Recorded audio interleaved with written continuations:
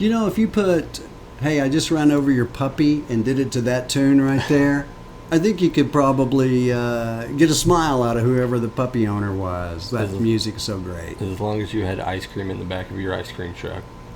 And as long as it wasn't a Yorkshire Terrier puppy.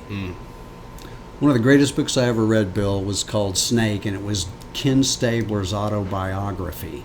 And it's one of the greatest reads ever because of him. A whole chapter is dedicated to him having to live with John Matuzak through training camp and some of the things he did.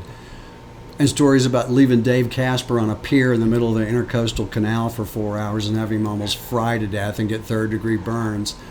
And then a variety of other stories, but his piece of advice to every man was, whenever you upset either your wife or your mistress or your girlfriend or your other girlfriend, just show up at the door with a Yorkshire Terrier puppy and all sins are forgiven.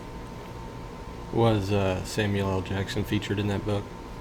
No, he wasn't. So no snakes in that book? No snakes, no. But one of the greatest stories is that he had a buddy that was also was an Alabama fan. Of course, Kenny played at Alabama, and they were down in Orange Beach, and the guy got into a fight with an Auburn fan, and literally bit the Auburn fan's thumb off in this fight. And so that's where Tyson got it from. So anyway, the Auburn fan sues the guy in civil court, right? And when they were deposed, his wife had been deposed and said, no, he didn't. I was there and he didn't bite that guy's thumb off, right? Right. So between the time that happened and they went to trial, Stabler's buddy ended up getting divorced. They were separated. And they were a little shocked to see her come to the stand when the trial went on.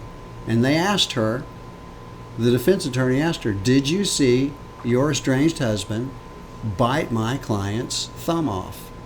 And she looked right at her husband and right at Stabler and said, no, I did not. And Stabler and his buddy went, phew. And then she said, but I did see him spit it out. Mm-hmm. So some other teams spit the bit this weekend, Bill. I'm not feeling so good about your bowl eligibility for the Kansas Jayhawks now. Yeah, it's looking a little dicey. They're a hard team to figure out. Yeah, if you can roll a 7 with one die, that's the chance they have. You go 1 week where you put up massive points against, say, Boston College. Not a great Boston College team, but, still pretty decent Boston College team. Then you go the next week, what was it, Eastern Carolina? Coastal Carolina. You hang 10 or 7. Okay, well, they played Indiana State and won. Then they lost to Coastal Carolina, and then they beat Boston College. Boston College. Right. Yeah. So that's what I'm saying is their offense is what I don't even know what to call it. Well, we'll talk about them and keep your enemies closer in a little bit. You can kind of put points up. You know who it reminds me of? It's the NFL's version, or the college version of the Minnesota Vikings. Okay. Minnesota can and should run the ball very effectively. We've got great wide receivers. Got a above average tight end, which never gets the ball anymore for some reason I can't figure out. Overpaid quarterback. Yes. But for whatever... Obscenely overpaid quarterback. Wow. I think the amount of money is right. The guarantee was obscene and that's uncalled fair. for. That's fair. Uncalled for. But general manager get his hands. Yeah, that was uncalled for. Some of it doesn't make sense. They put up massive points 1 week. The next week they can't do anything. But look at who they're playing. Right, I understand. How do you get what 10 against Coastal Carolina? And they don't even have that coach that they used to have that said, you got to be dogs. We want dogs. I guess they just weren't hungry enough to eat that W. I guess not. So, and we'll talk more about Kansas because they are the fodder for the mutters from Norman that are going to go up and wreak havoc. I thought you were going to say for the NCAA. No, I was trying to be kind. Bill, Auburn's defense is for real. Yeah. Auburn looks really good, and the other scary part is they have a quarterback. Yeah, yeah. I mean, yeah. they have a good quarterback. You know, I keep hearing the national people saying, "Oh, yeah, he's good, but I got to believe there's a 4-interception game in there somewhere." Well, good, because their defense isn't going to let anybody do anything anyway. That's also Trevor Lawrence. That's also Tua at some point. I Sure. mean, that's Jalen Hurts. That's a I mean, big that's game, though, this everybody. weekend, Bill, them going down to Florida. I think all of us, and that's one of the picks that we'll ask you about, but I would have a hard time going with the Gators in that one. Think how tough the West is now. I mean, Auburn, Alabama, LSU, Georgia's sitting over there on the other side, and I think they only have to play Auburn. You could make a legitimate argument that those 4 teams should be your college. Well, And you throw in Clemson in there too, but those 4 teams should be your college playoff. yeah, I almost would put Ohio State ahead of Clemson. Really? Yeah, almost. And I hate to inform Nate of this, but slow the hype train down on Ohio State just yet. Are you coming. saying It's that coming. because they barely got by in Lincoln? It was Yeah, I understand. Just slow it down just a little bit. all right, Bill. Iowa State Baylor. That game was something else. So Baylor controls the game pretty much throughout. They got a 20-0 lead. They give up the entire lead in the fourth quarter, and then have the ability with, like I said, man, I think Brewer. They come back. They beat Iowa State. Now Iowa State. This is another one of our games, by the way. Iowa State is in a bind. I mean, they are in big trouble now. And you've got Baylor going to K-State. That game's going to be very interesting. And I think it's Texas going to Ames. Is that right? Or no, Texas goes to West Virginia. Let's take a look at that real quick, because I have that. If Texas is going to West Virginia, I don't think Texas is going to have a trouble this week. Now, next week could be a Okay. different story. Oh yeah, TCU at Iowa State. TCU at Iowa State. And we've got the picks that I've got, Bill, just to give you an idea, that are the college picks. I do have TCU at Iowa State on there, and also Baylor at K-State. So 2 of those. But this is what I love about the Big 12, and I guess if you follow any conference, once you get into conference play, and you kind of look at the schedule and you go, oh, I couldn't wait to see, if it's Big 10, whatever it is, and you go, I can't wait to see that team play that team. And you know, every week, except when somebody's playing KU or maybe Texas Tech, that who knows? Or if anybody's playing anybody in the Pac-12. Well, I got to tell you something, though. I've got something that is just crazy to share with you this week. Pac-12 ratings through the roof. That will change. Well, I've got something pretty interesting to share with you. If we've got time to do it right now, might be the time. Yeah, let's do it. All right. You got brownies? Yeah, but I can't tell you what I baked into them. No. Sprinkle. CBD oil. So The Athletic came out weekly with their 130. They rank all 130 teams. Man, how would you? Okay, so it's probably like a group of 4 guys, probably, or 4 or 5 Yeah, people. it's Right. all of the guys that get So, together, Mandel and all of them. How long do you think it took them to put that list together? Like, if you and I were to go sit in a room somewhere, how long?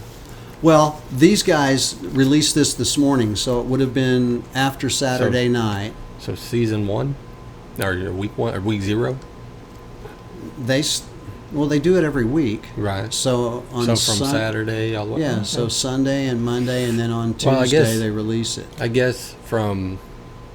Are you one- trying to take all the starts out of my sales? I'm just here? saying. I'm trying to figure out the process. So from 130 all the way up to maybe 40-ish, it probably stays roughly the same, and then you can kind of deviate from that. No, not because there's so many big names at the bottom now. That's why Yeah, this. That's why that's this is true. so. Just take a listen to this for a second, and then it's going to get crazy in here. You're gonna like have to like on the sling thing. You have to get up in there in them wings or whatever it is that he says.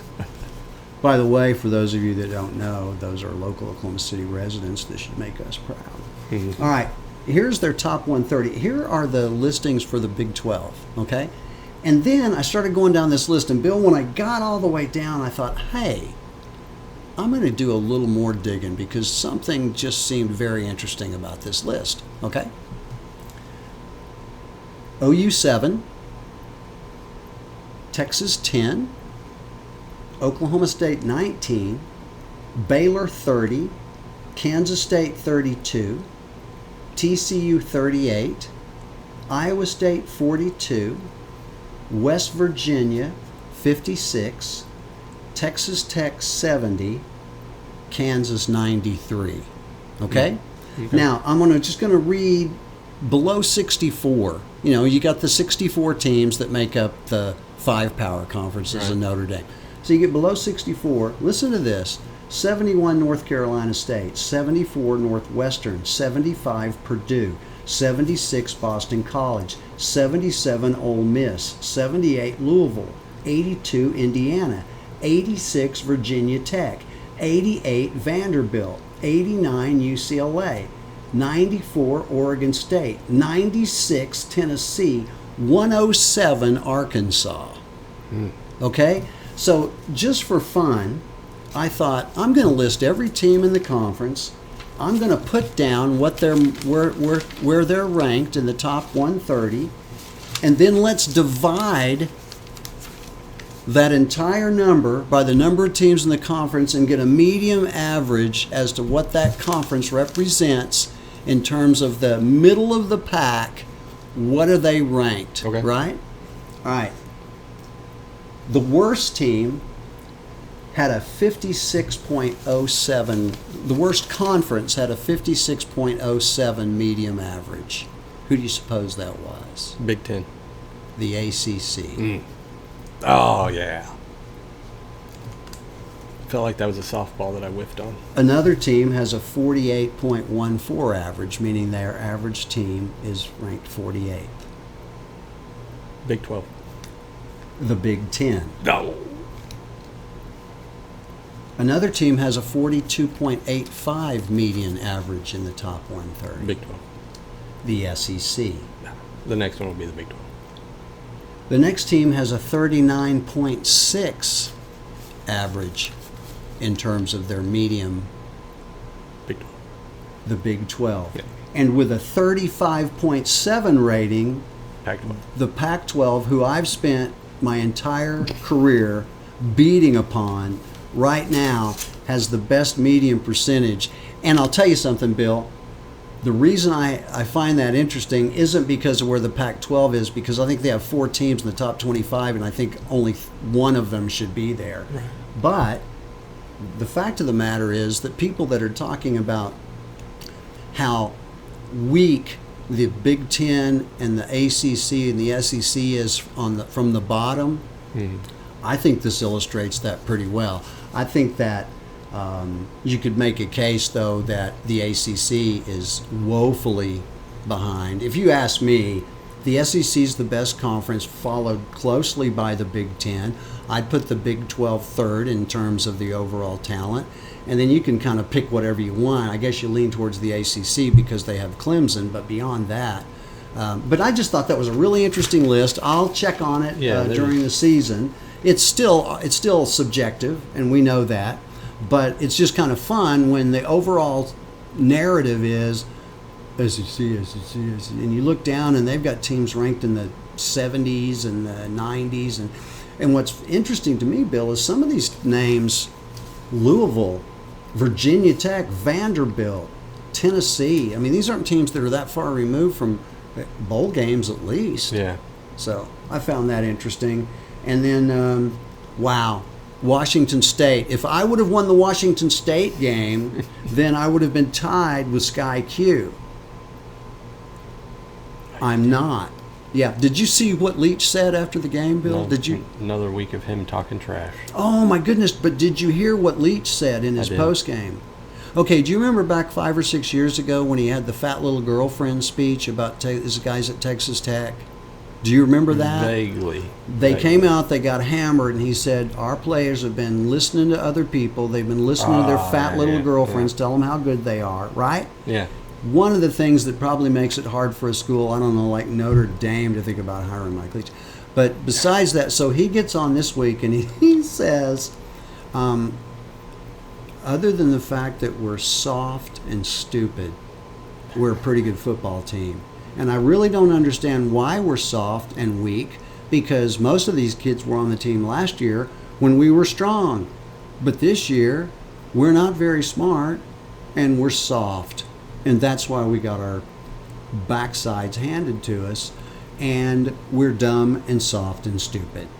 And now we're going to go to work. How'd you like to be running sprints up in Pullman this In week? all fairness, they probably opened up a new Krispy Kreme's right down the street or something. So, I mean, that's just in all fairness to the players. Well, I like a good Krispy Kreme. Who doesn't? Not like I like a good cookie, but, you know, guess it depends on who's baking. I guess so.